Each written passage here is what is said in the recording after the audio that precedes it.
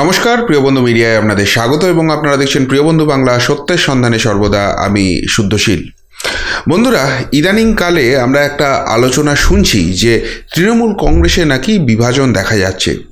তৃণমূল কংগ্রেসের যিনি সাধারণ সম্পাদক পদে রয়েছেন সেই অভিষেক ব্যানার্জি, তিনি একরকম মতের পথে চলছেন। অন্যদিকে যিনি দলনেত্রী মমতা বন্দ্যোপাধ্যায়, তার মতাদর্শ আলাদা এবং এই দুই পার্টি চালাবার লাইন নিয়ে নাকি তৃণমূল কংগ্রেসে একটা যথেষ্ট দ্বন্দ্বের পরিবেশ দেখা যাচ্ছে। যদিও অনেকেই বলছেন যে এটা সর্বৈব মিথ্যা। তৃণমূল কংগ্রেসের তরফ থেকে এর যে প্রতিক্রিয়া আসছে আমরা শুনছি, কুণাল ঘোষ তাদের মুখপাত্র, তিনি কি বলছেন যে এই দলের নেত্রী হচ্ছেন মমতা বন্দ্যোপাধ্যায় এবং সেনাপতি হচ্ছেন অভিষেক বন্দ্যোপাধ্যায়, সুতরাং সেখানে কোথাও কোনো দ্বন্দ্ব নেই। হ্যাঁ, পার্টি চলতে গেলে একটু তো মতের এদিক ওদিক হবেই, কিন্তু সেটাকে দ্বন্দ্ব হিসেবে আখ্যা দেওয়া একদমই উচিত নয়। এবং তৃণমূল কংগ্রেসের তরফ থেকে এই সরকারি প্রতিক্রিয়া, এটা তো কাঙ্ক্ষিত ছিল, এর বাইরে তিনি অন্য কথা বলবেন কেন? কিন্তু তৃণমূলের বাইরের অংশটা যেটা রয়েছে বা তৃণমূলের অন্দরমহলেই রয়েছে, যারা প্রকাশ্যে মুখ খুলতে চাইছেন না, তারা যে কথাটা বলছেন সেটা থেকে কিন্তু মারাত্মক তথ্য উঠে আসছে। এবং সেই তথ্যের ফলে যেটা দেখা যাচ্ছে যে অভিষেক বন্দ্যোপাধ্যায়ের এই চাওয়া পাওয়ার রাজনীতির মাসুল গুনতে হতে পারে তৃণমূল কংগ্রেসকে। মানে লোকসভা নির্বাচনে আসনে জেতা তো অনেক দূরের কথা, টুকরো টুকরো হয়ে যাওয়ার মতো জায়গায় চলে এসছে তৃণমূল কংগ্রেস। নিজেরাই নিজেদের হারাবার জায়গায় চলে এসছে। কি করে এত কিছু হচ্ছে? দেখুন, যেটা এই নবীন প্রবীণ একটা দ্বন্দ্ব তৃণমূল কংগ্রেসে শোনা যাচ্ছে, সেখানে অভিষেক বন্দ্যোপাধ্যায়ের লবি থেকে নাকি বলা হচ্ছে যে যাদের 65 বছর বয়স হয়ে গেছে, অন্যান্য পেশার মতো রাজনীতিতেও তাদেরকে অবসর নিতে হবে। যদিও এই থিওরি থেকে স্বয়ং দলনেত্রী মমতা বন্দ্যোপাধ্যায়কে দূরে রাখা হচ্ছে, কেননা তিনিই তৃণমূল কংগ্রেসের আবেগ। কিন্তু মমতা বন্দ্যোপাধ্যায়কে বাদ দিয়ে বাকিদের জন্য এই বয়স নীতি চালু করা উচিত। এবার দেখা যাক এক মুহূর্তে যে যদি সত্যি সেই বয়স নীতি চালু হয়। আমার কাছে একটা তালিকা এসেছে, সেই তালিকা অনুযায়ী এবারের লোকসভা নির্বাচনে তাহলে তৃণমূল কংগ্রেসের হয়ে কারা কারা টিকিট পাবেন না। তৃণমূল কংগ্রেস গতবার 22টি আসন জিতেছিল, তারপর উপনির্বাচনে আসানসোল আসনটিও তারা জেতে 23 জন, এবং 24 নম্বর হিসেবে বিজেপির অর্জুন সিং তৃণমূল কংগ্রেসে যোগদান করেন, কিন্তু তাকে এই তালিকা থেকে বাদ রাখছি। অর্থাৎ 23 জন সাংসদের মধ্যে দেখা যাচ্ছে 11 জন সাংসদ 2024-এর নির্বাচন যখন হবে তখন কিন্তু তারা 65-র কোটাটা পেরিয়ে যাচ্ছেন। কারা কারা রয়েছেন? মথুরাপুর থেকে চৌধুরী মোহন জাটুয়া, 85 বছর বয়স। কাঁথি থেকে শিশির অধিকারী, 82 বছর বয়স। যদিও বয়স নীতি না থাকলে তিনি এবারে তৃণমূলের টিকিট পেতেন না, এমনটাই একটা ধারণা। দমদম থেকে সৌগত রায়, 77 বছর বয়স। আসানসোল থেকে শত্রুঘ্ন সিংহ, তিনিও 77। কলকাতা উত্তর থেকে সুদীপ বন্দ্যোপাধ্যায়, 71 চলছে। হাওড়া থেকে প্রসূন বন্দ্যোপাধ্যায়, 68 চলছে। 68 বছরেরই অসিত মাল রয়েছেন। বোলপুর থেকে, শ্রীরামপুর থেকে কল্যাণ বন্দ্যোপাধ্যায় 67 বছরে পড়ে গেছেন। কলকাতা দক্ষিণ থেকে মালা রায়, 66 বছর বয়স। এবং বর্ধমান পূর্ব থেকে সুনীল মণ্ডল এবং বারাসত থেকে কাকলি ঘোষ দস্তিদার। 2024-এর নির্বাচন যখন হবে দুজনেরই 65 বছর বয়স হয়ে যাচ্ছে। তাহলে তৃণমূলের এই যে বয়স নীতি চালু করা হয়, তাহলে দেখা যাচ্ছে 11 জন সাংসদই কিন্তু টিকিট পাচ্ছেন না। অর্থাৎ 23 জনের মধ্যে প্রায় 50%, 50% তাদেরকে নতুন মুখ নিয়ে আসতে হচ্ছে। এবার এই জায়গাতেই বিরোধীরা একটা কথা বলছেন যে এই এত বড় সিদ্ধান্ত, এটা কি অভিষেক বন্দ্যোপাধ্যায় একা নিতে পারেন বা এরকম একটা মত তিনি একা চাপিয়ে দিতে পারেন? তাদেরই একটা অংশের মত হচ্ছে আসলে মমতা বন্দ্যোপাধ্যায়ই চাইছেন না এদের আর টিকিট দিতে, কিন্তু এরা তার দীর্ঘদিনের সৈনিক এবং তাদেরকে সরাসরি টিকিট দেব না এই কথাটা বললে একটা দলের মধ্যে বিদ্রোহের পরিবেশ তৈরি হয়ে যেতে পারে। এবং সেই জন্যই এটা অভিষেক বন্দ্যোপাধ্যায়ের লবিকে দিয়ে বলানো হচ্ছে, যাতে করে সেই বিদ্রোহটা হলেও মমতা বন্দ্যোপাধ্যায় পিচিন করতে পারেন এবং বলতে পারেন যে ঠিক আছে, আমি দেখছি এই ব্যাপারটা, এবং সেখান থেকে হয়তো 2-1 জনকে এক্সেপশন হিসেবে টিকিট দিতে পারছেন, কিন্তু ম্যাক্সিমামকেই টিকিটটা আর দেবেন না। এবং এটা যদি মমতা বন্দ্যোপাধ্যায়ের অ্যাপ্রুভাল না থাকতো, তাহলে অভিষেক বন্দ্যোপাধ্যায় বা তার লবি এটা নিয়ে এত বড় সওয়াল করতে পারতো না। এখন প্রশ্ন হচ্ছে যে কেন এই রকম একটা স্ট্র্যাটেজি যদি মমতা বন্দ্যোপাধ্যায়ই নিয়ে থাকেন বা তৃণমূল কংগ্রেস খুব কনসিয়াসলি এইটা নিতে পারেন, তাহলে কেন এই সিদ্ধান্তটা নিচ্ছেন? কেননা আমরা সবসময় দেখি যে উইনিং স্টেক যেটা থাকে, জয়ী দল, জয়ী যে একাদশ, সেটা কিন্তু কেউ ভাঙতে চায় না।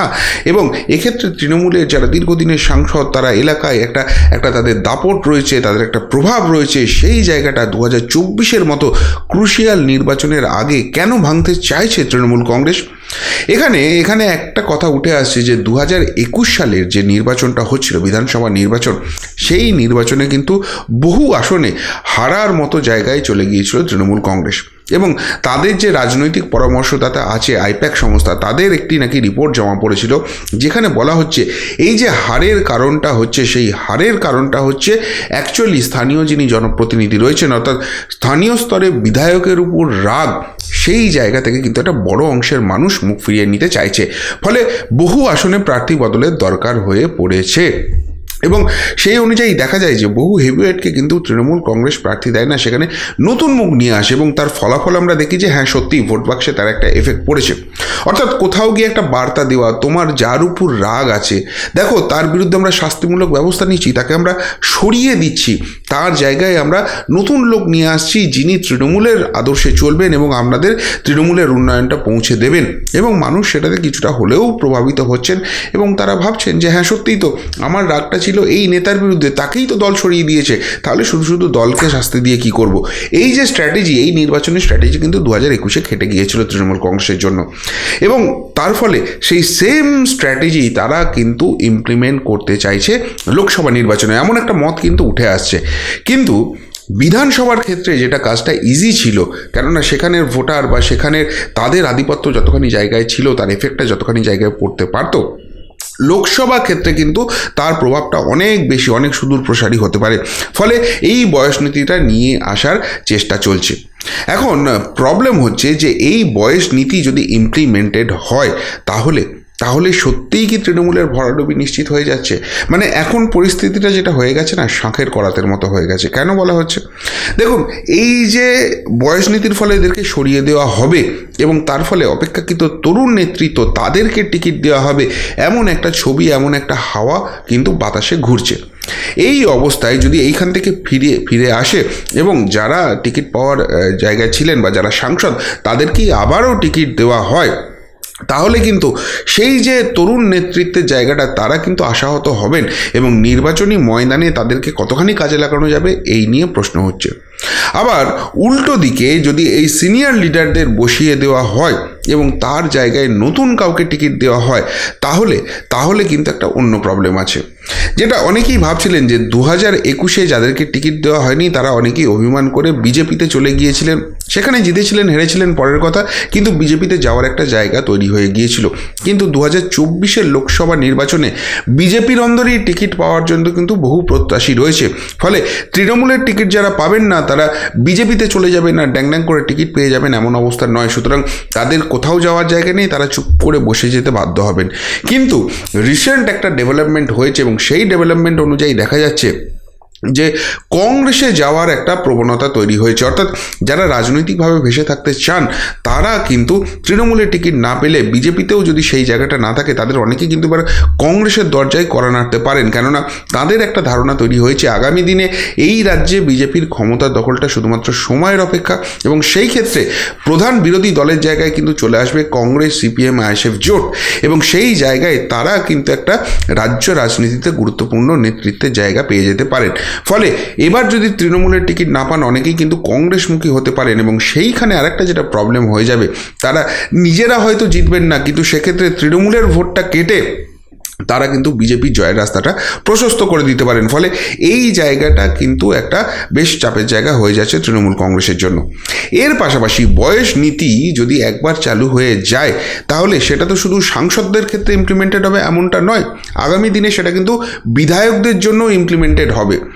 এখন প্রবলেমটা হচ্ছে যদি এই বয়স নীতি সাকসেসফুল হয়ে যায়, অর্থাৎ 65-র উপরে যাদের বয়স তাদেরকে আর টিকিট দেওয়া হবে না, নতুন মুখ নিয়ে আসা হবে এবং তারা কিন্তু শেষ পর্যন্ত তৃণমূলের টিকিটে জিতেও গেলেন। এই জায়গা যদি হয়ে যায় তাহলে কিন্তু আগামী দিনে সেই কোপটা চলে আসবে রাজ্যের যারা মন্ত্রী রয়েছেন, রাজ্যের যারা বিধায়ক রয়েছেন তাদের উপরে। এবং সেই জায়গা থেকে আরেকটা আপনাদের ইন্টারেস্টিং তথ্য দেখায় যে শুধুমাত্র কতজন মন্ত্রী 2026-এর নির্বাচনে সেক্ষেত্রে আর তৃণমূলের টিকিট পাবেন না। এই মুহূর্তে যে তালিকা রয়েছে সেই তালিকাটা আরও বাড়তে পারে। সেখানে দেখা যাচ্ছে যে 15 জন মন্ত্রী, আবারও বলছি মমতা বন্দ্যোপাধ্যায়কে এই তালিকা থেকে বাইরে রাখছি, মমতা বন্দ্যোপাধ্যায়ের নাম সবার আগে আসবে না হলে, এই তালিকায় 15 জন মন্ত্রীর নাম পাওয়া যাচ্ছে যাদের 65-র উপরে বয়স হয়ে যাচ্ছে 2026-এর বিধানসভা নির্বাচনের সময়। শোভনদেব চট্টোপাধ্যায় 79 বছর চলছে, এরপর রয়েছেন বঙ্কিমচন্দ্র হাজরা, বিপ্লব রায়চৌধুরী, সিদ্দিকুল্লাহ চৌধুরী এবং প্রদীপ মজুমদার, প্রত্যেকেই 74 চলছে। বিপ্লব মিত্র এবং মানস ভূঁইয়া 71 চলছে, উজ্জ্বল বিশ্বাস 69-এ পৌঁছে গেছেন, উদয়ন গুহ, চন্দ্রিমা ভট্টাচার্য 68 চলছে, জাভেদ আহমেদ খান, অরূপ রায়, মলয় ঘটক প্রত্যেকেই 67 বছর, জ্যোতিপ্রিয় মল্লিক এবং ফিরহাদ হাকিম 65 বছর। ফিরহাদ হাকিমের মোস্ট প্রবাবলি 64 চলছে, 65 হবে করছে।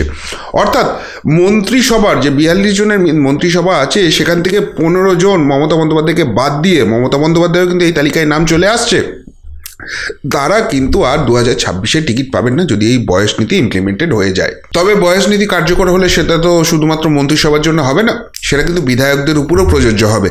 এবং বিধায়কদের উপর প্রযোজ্য হলে যেটা দেখা যাচ্ছে যে তৃণমূল কংগ্রেসের যে 222 জন বিধায়ক এই মুহূর্তে পশ্চিমবঙ্গে রয়েছেন, তার মধ্যে এই 2023 সালের শেষে এসে 24 সালের গোড়ায় দাঁড়িয়ে দেখা যাচ্ছে 88 জন বিধায়ক তারা কিন্তু 65 কোটা কমপ্লিট করে ফেলেছেন।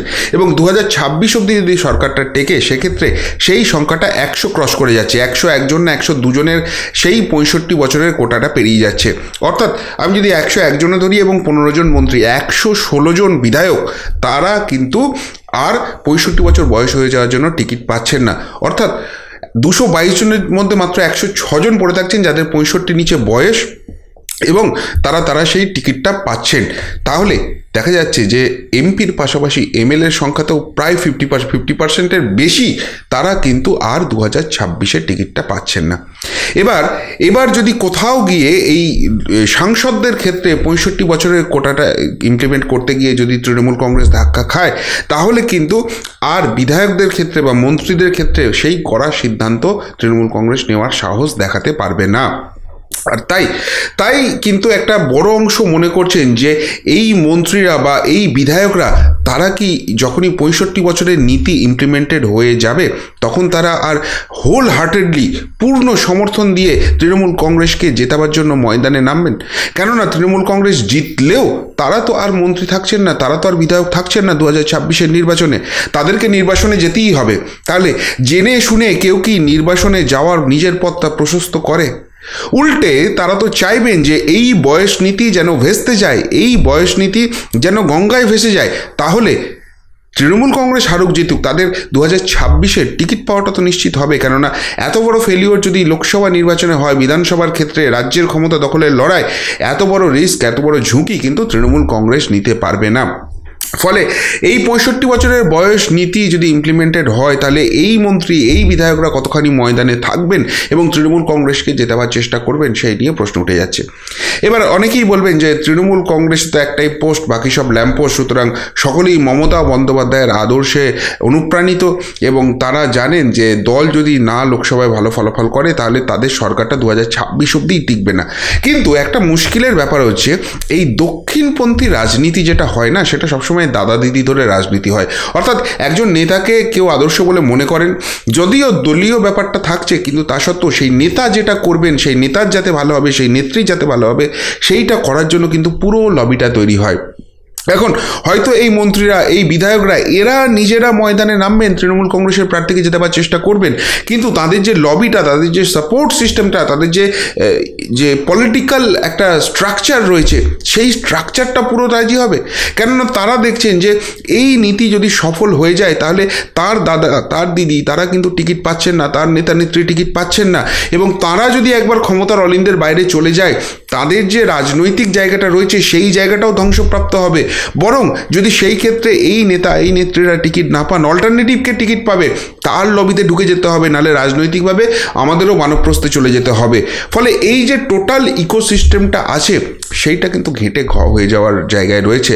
অর্থাৎ দেখা যাচ্ছে যদি 65 বছরের নীতি তৃণমূল কংগ্রেস সত্যি ইমপ্লিমেন্ট করে, মনে হচ্ছে লোকসভা নির্বাচন, প্রার্থী বদল এমনকি বড় ঘটনা, কিন্তু তার আফটার এফেক্টটা চিন্তা করে কিন্তু দলের একটা বড় অংশ তারা কিন্তু এই নির্বাচনে বসে যেতে চাইবে এবং তারা দলের মধ্যে থেকেই চাইবে এই নীতি যাতে সফল না হোক।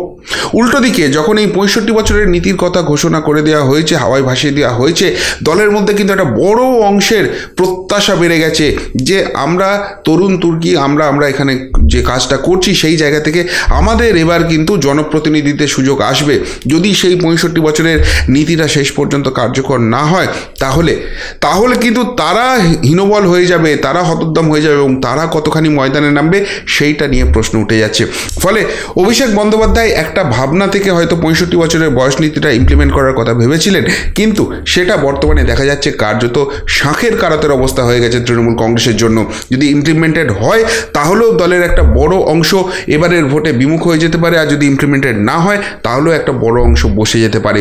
আর যে ঘটনাই ঘটুক না কেন, যদি সার্বিকভাবে পুরো দলকে ভোটের ময়দানে নামাতে না পারে, এমনিতেই দুর্নীতিতে যে অবস্থা হয়েছে দলটার, সেই জায়গা থেকে কিন্তু লোকসভা নির্বাচনে একটা ভরাডুবি কার্যত নিশ্চিত দেখাচ্ছে। এবং সেই ভরাডুবি যদি নিশ্চিত হয়ে যায়, নবান্নের অলিন্দে নবান্নের কক্ষে কতদিন মমতা বন্দ্যোপাধ্যায় বসে থাকবেন সেটা নিয়েও কিন্তু একটা বড়সড় জিজ্ঞাসা চিহ্ন উঠে যাচ্ছে। ফলে অভিষেক বন্দ্যোপাধ্যায় একটা ভাবনা থেকে হয়তো এটা ইমপ্লিমেন্ট করতে গিয়েছিলেন, কিন্তু দেখা যাচ্ছে সেটা কার্যত একটা বড় ভুলের দিকে যাচ্ছে, এবং সেই বড় ভুলের বড় খেসারত দিতে হতে পারে তৃণমূল কংগ্রেসকে। আপনারা কি বলবেন অভিষেক বন্দ্যোপাধ্যায়ের এই 65 বছরের বয়স নীতি নিয়ে, এবং তার সম্ভাব্য একটা দ্বন্দ্বের পরিবেশ যে তৃণমূলে তৈরি হতে পারে সেই সম্ভাবনা নিয়ে? যদি কিছু বলার থাকে অবশ্যই কমেন্ট বক্সে কমেন্ট করে জানাবেন। এখনকার মতো এখানেই শেষ করলাম, ফেরত আসছি নতুন প্রতিবেদন নিয়ে খুব তাড়াতাড়ি। ভালো থাকবেন, সাথে থাকবেন, পাশে থাকবেন। নমস্কার।